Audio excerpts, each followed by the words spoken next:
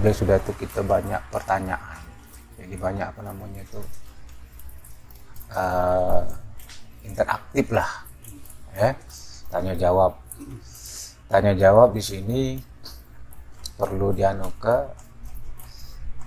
Kita ini kan mengkaji masalah hakikat, ya kan? Jadi yang masalah syariat ini kita apa namanya, bukan tidak kita anukan, tapi kita anggaplah paham lah syariat kan, yang syariat menurut hukum fikih itu. Jadi tidak ada campur baur.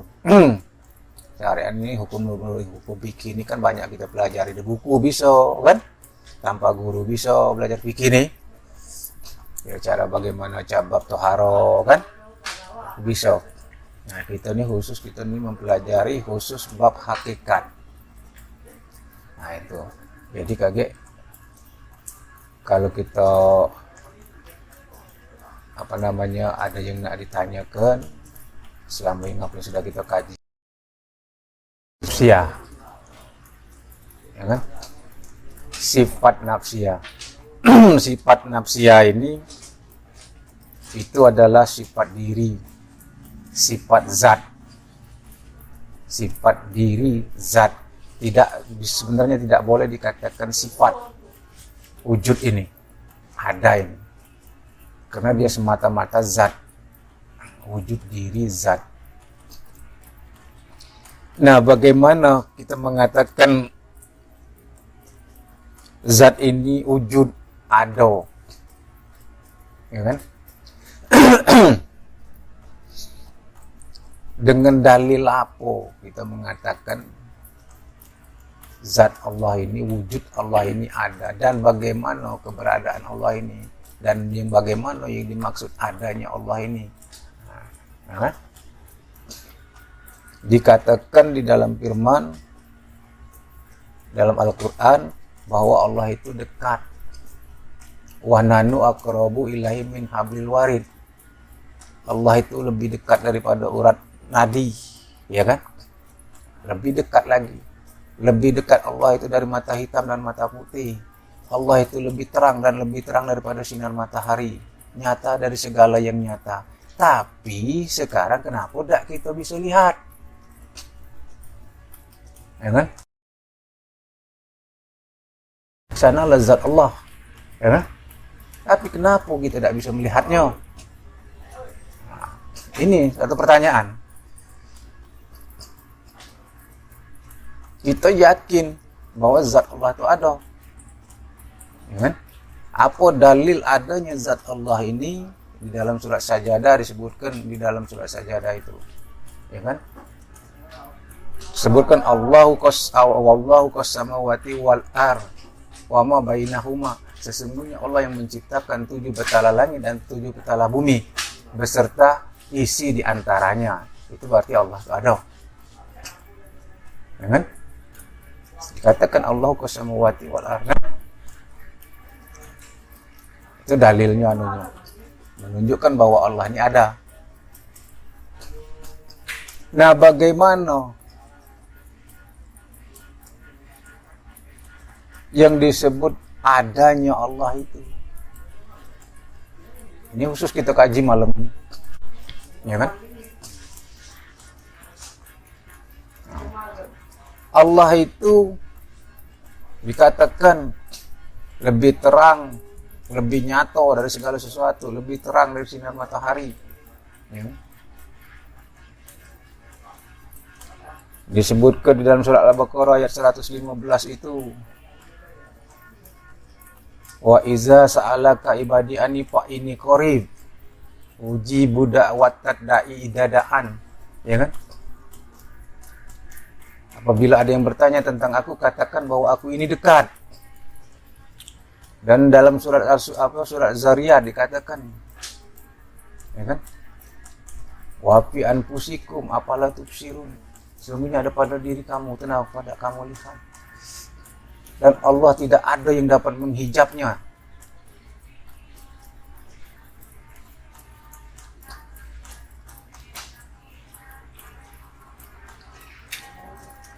Tapi kenapa tidak bisa kita lihat? Nah, ini satu pertanyaan. Kita ini ngaji yang nyato.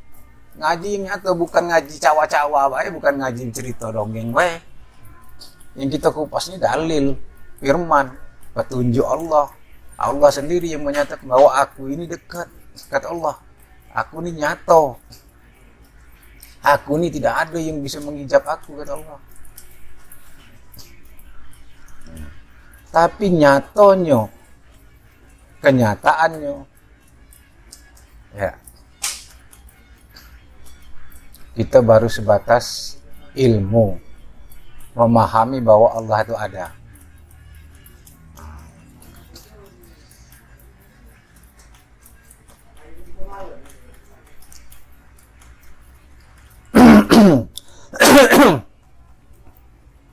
Nah, dari mana? Bagaimana membuktikan bahwa Allah itu ada, bahwa Allah itu nyata? Itu.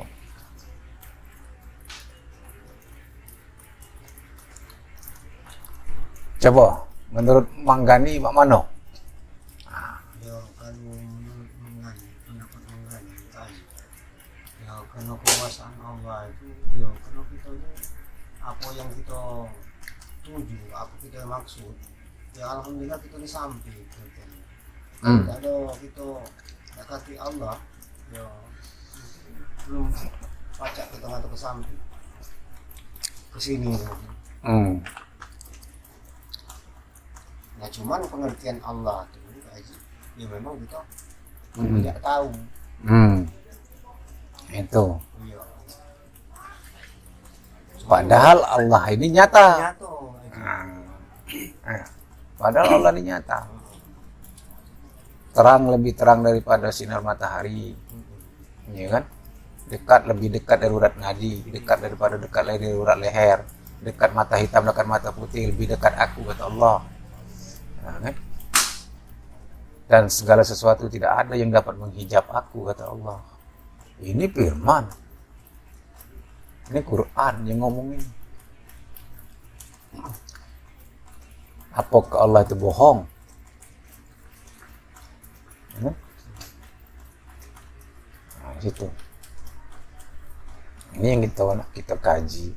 Kita ini kan mengkaji sehingga nyato bagi kita. Nah, tapi nyato di kita ini nyato yang seperti apa? Nah, nyata yang seperti apa? Bukan dengan mata zohir ini, nyata bagi kita. Tapi dengan su'aul basyiro, mata hati, mata batin. Dengan mata batin, dengan mata hati kita nyata Allah itu, maka sehingga kita tidak ada keraguan lagi, sedikit tidak ada keraguan. Maka berkatalah Allah, ya kan? Apa kata Allah dalam surat Al-Hadid? Sebutkannya, wa huwa ma'akum aina ma kuntum wallahu bima ta'maluna basir. Kemanapun kamu, kan? Dimanapun kamu, aku di situ, kata Allah. Nah, ini nih kita kan firman ini dengan dasar kaji kita ini, yang kita kaji ini bukan cuma cerita, bukan apa namanya, seperti kata-kata wong jual obat, ya kan? Kita nih mengkaji hikmah. Jadi banyak wong hafal ayat 30 juz Al-Quran itu, tapi dia tidak dapat hikmah. Itu. Padahal Al-Quran ini hikmah. Apa maksud hikmah? Yang terkandung daripada ayat itu, yang terkandung daripada surat itu, kita pahami. Ya kan? Nah.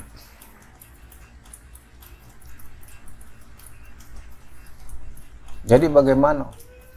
Cak mano caronyo?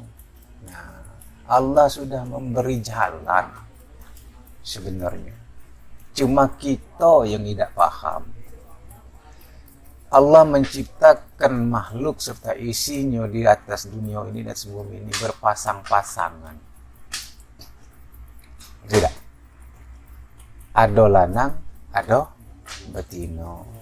Ada baik, ada jahat. Ada hitam, ada putih. Nak jadi nak mengetahui hitam harus tahu dengan apa dulu? Dengan putih dulu. Tidak tahu putih bagaimana mau mengatakan hitam? Ngerti tidak? Ya, nak mengetahui itu jahat harus tahu dulu dengan bagus atau baik. Tidak bisa kita mengetahui jahat kalau kita tidak mengetahui baik.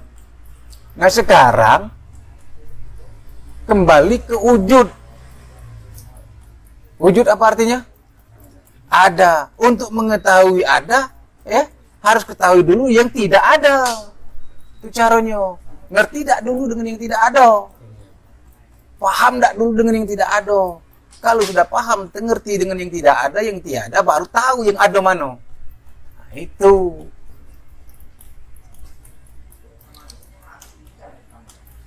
Ya kan? Nah, mana yang tiada? Nah, karena kita pahami kiat ngaji ini. Kalau kita tidak ngerti, tidak tahu dengan yang tiada, bagaimana kita mengatakan yang ada?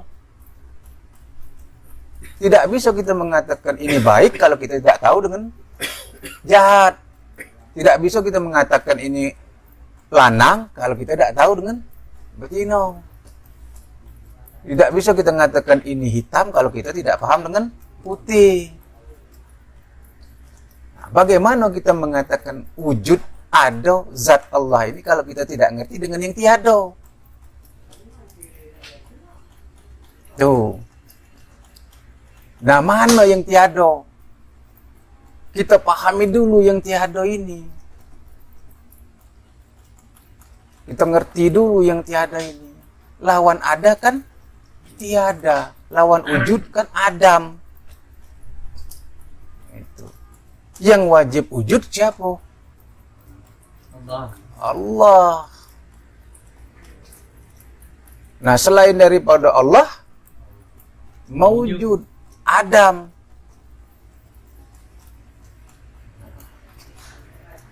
Jadi kita ini ada atau tiada? Kalau kita sudah tahu kita ini tiada, pasti kita tahu yang ada siapa. Model itu. Tidak.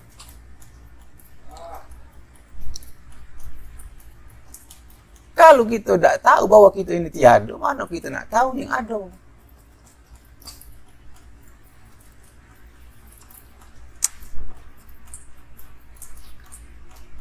Jadi ketahui dulu yang tiada. Ngerti tidak? Ketahui dulu yang tiada. Yang mana yang tiada?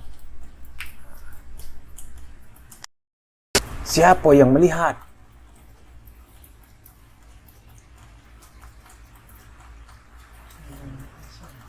Ya kan? Katanya kita tiada. Tapi kalau kita masih ada, wujud mawujud ini ada, ya wujud yang hakiki ya tiada.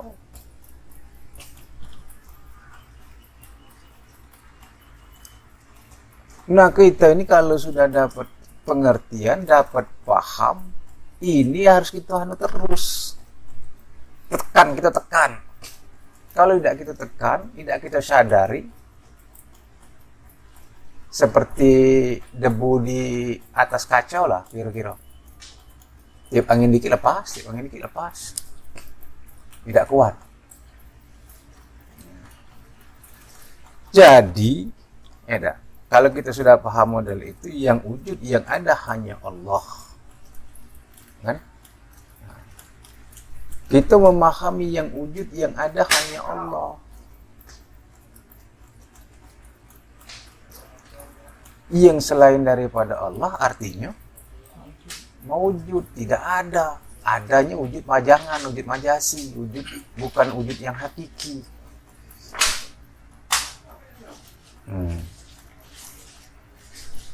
Ya kan? Nah, contoh, nah kita paham balik ke sifat ma'ani. Siapa yang mendengar? Jadi si ado, otomatis kita tiada. Ini nah harus anunian itu.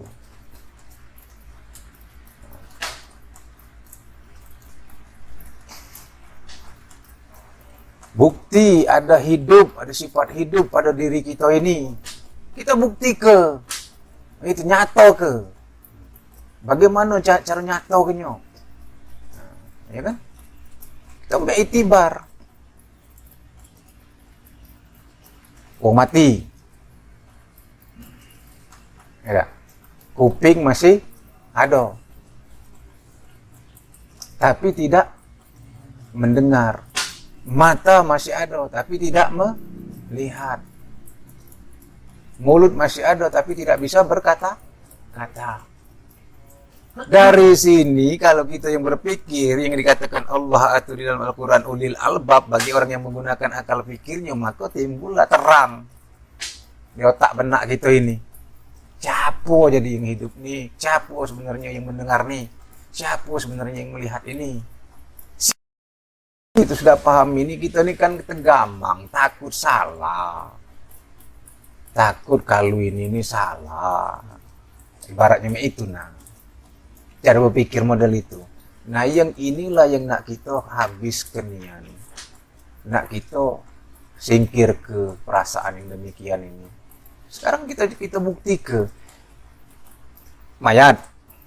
Ya, sekarang ini logika.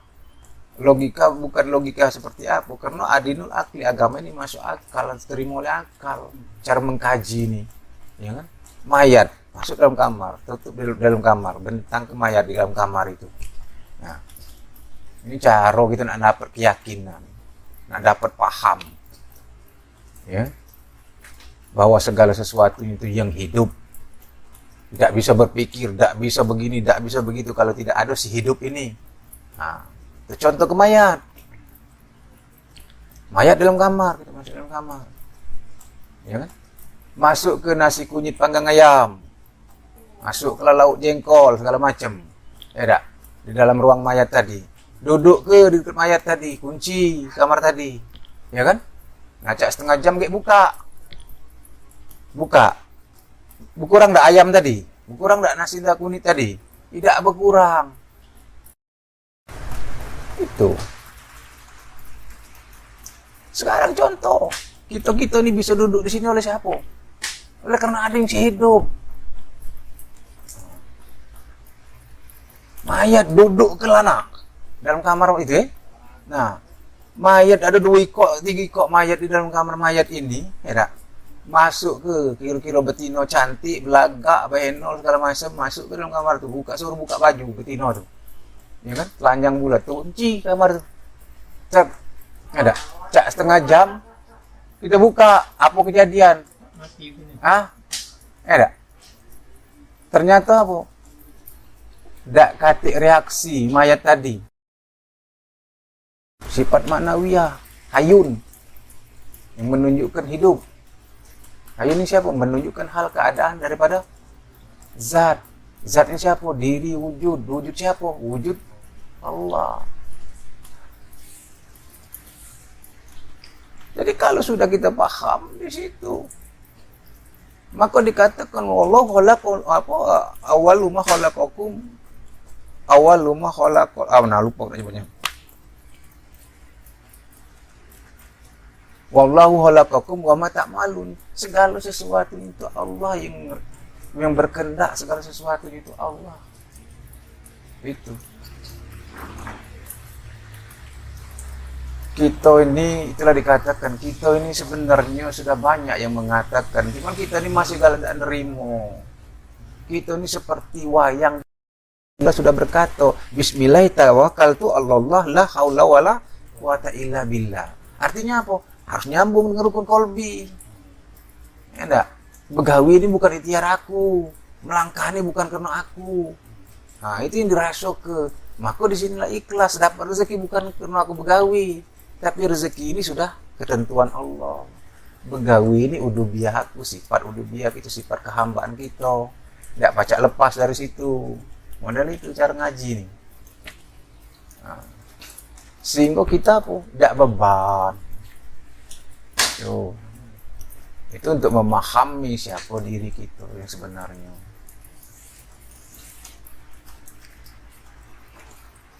Inilah yang perlu kita ditanamkan, kita tekan. Nah,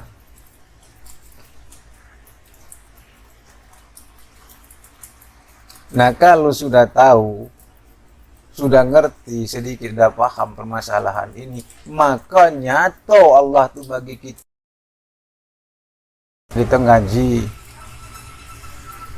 masalah kelapo, batang kelapo, ya kan? Coba aku tanya sama Manggani, kelapo itu mana yang bukan kelapo? Coba sebutlah dulu, dari mulai batangnya sampai buahnya segala macam. Nah, mana yang bukan kelapo? Hah? Batang kelapo, daun kelapo, buah kelapo, sabut kelapo, batok kelapo. Mana yang bukan kelapo?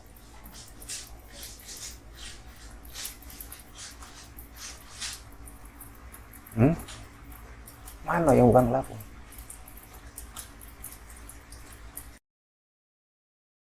Buah kelapo, batang kelapo, akar kelapo, batok kelapo, tumbung kelapo, banyu kelapo, minyak kelapo. Mana yang bukan kelapo? Gak bisa kan? Kenapa? Yang namanya kelapo ini sudah meliputi, tidak? Meliputi mulai dari akar sampai daun sampai buah sudah diliputi oleh zat kelapo, maka kelapo. Tidak ganti, tidak bukan kelapo. Nah begitu juga kita, tidak? Ini nak kita pahami. Kalau kita sudah paham,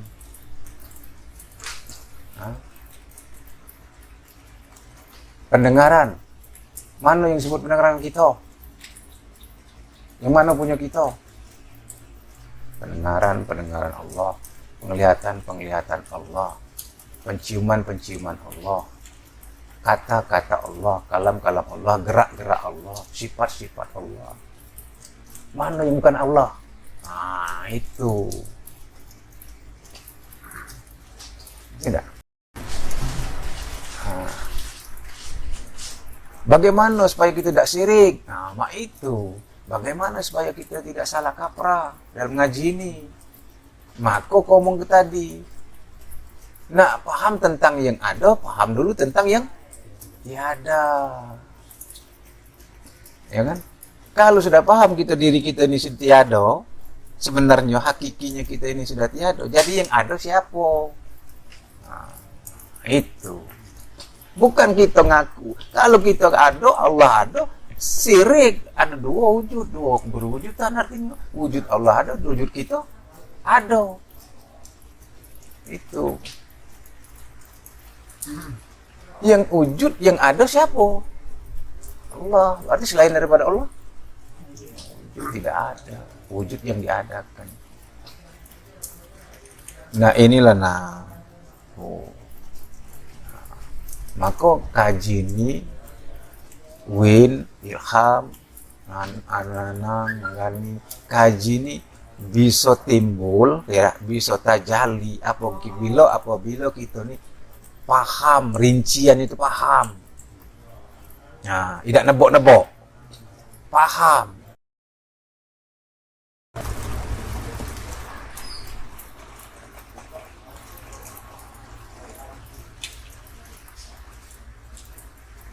Jadi itu tadi, bisa melihat karena ada si hidup, bisa mendengar karena ada si hidup, bisa bergerak karena ada si hidup, bisa berpikir karena ada si hidup. bisa berkata karena ada si hidup. Ya kan? Si hidup ini siapa? Si hidup ini sifat zat. Zat siapa? Zat Allah. Jadi kalau dijenguk di sini, mana yang bukan zat Allah?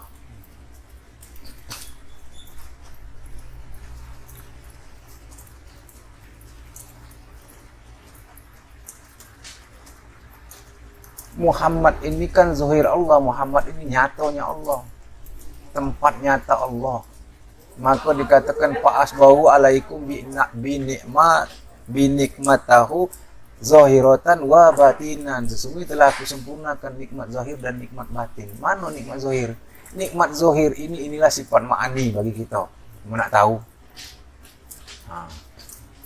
Sifat ma'ani ini mana? Ya kan? Sama, tapi belum mendengar. Itu sifat ma'ani. Tidak. Basar, melihat, tapi belum melihat. Itu ma'ani. Itu yang dikatakan sifat zahir, baru. Nah, setelah dimasuki, setelah kita tidak pernah memandang yang luar, berarti yang kita pandang yang dalam. Kita tidak pernah memandang yang zahir, kita pandang yang qadim. Itu. Jadi segala sesuatunya yang qadim. Nah, qadim ini sebenarnya itu tadi, kalaulah tidak ada sifat ma'ani, sifat zahir ini, maka dia tidak bisa dinyatakan. Tidak bisa dia bersuara. Karena yang qadim ini melihat tidak dengan mata. Yang qadim ini mendengar tidak dengan telinga. Yang qadim ini berkata tidak dengan mulut. Itu.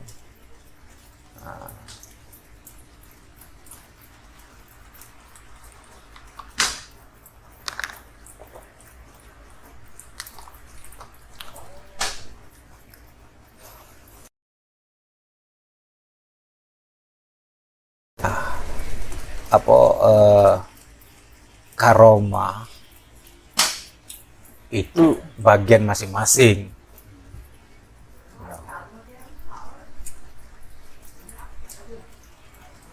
Tapi kita ini kan yang penting menduduki paham. Jadi seperti kita mengkaji masalah sholat. Kalau kita sudah paham duduk di kaji ini, ngerti siapa sih yang sholat, siapa yang sholat, siapa yang disolati, siapa yang menyembah, siapa yang disembah. Nah itu hakikat persembahan itu, hakikat sholat itu apa? Ya kan? Kalau sudah diingat model ini, sudah jelas. Artinya kan ala abiduna ma'buduna wahidun, yang menyembah dengan yang disembah barangnya siko. Nah kalau barangnya siko, ya kan? Artinya apa? Artinya di sini tidak ada sembah menyembah, yang ada menyatakan. Nah, kalau sembah menyembah barangnya dua, ada yang disembah, ada yang menyembah. Itulah yang dikatakan